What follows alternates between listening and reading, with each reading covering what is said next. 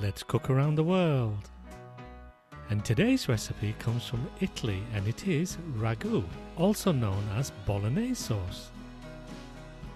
Ragu is very versatile and is the base of many famous Italian dishes such as lasagna, ravioli and of course spaghetti bolognese. If cooking was an Olympic sport, then ragu would be a marathon.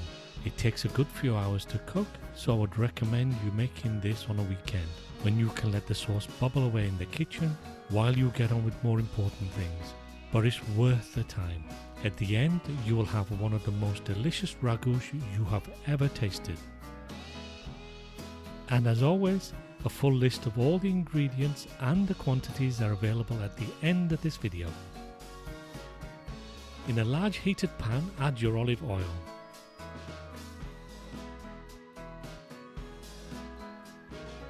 Next, add your onions and fry until golden brown.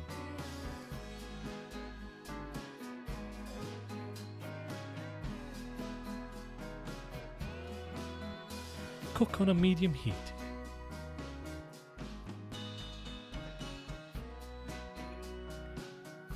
When the onions are soft and light golden brown, add the carrots and celery.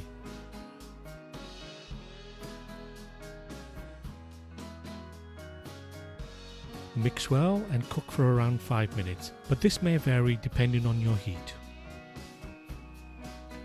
When the onions, carrots and celery, also known as a soffritto in Italian cooking, are soft and slightly translucent, add the red wine. If wine isn't an option for you, then substitute this with a couple of tablespoons of Worcestershire sauce. Next, add the tomato puree and cook for a further 5 minutes. This really gives the ragu an extra depth of flavour.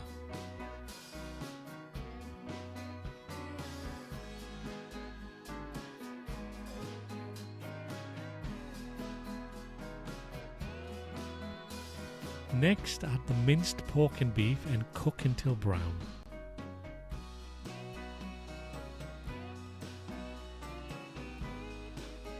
From time to time, break down the large chunks of mince into smaller ones, and eventually you will have them all as individual grains. Next, add the tin of tomatoes and the passata and mix well. Cook this for a few minutes, stirring regularly.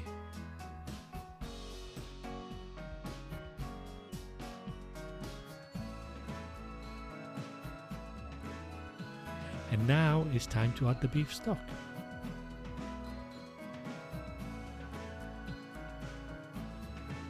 And that's basically it.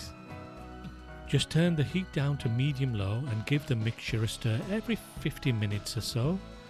And in about 4 hours time, you will have the most delicious ragu you have ever tasted.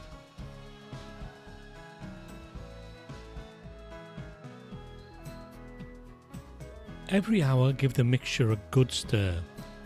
Add an extra glass of water if the sauce is becoming too thick.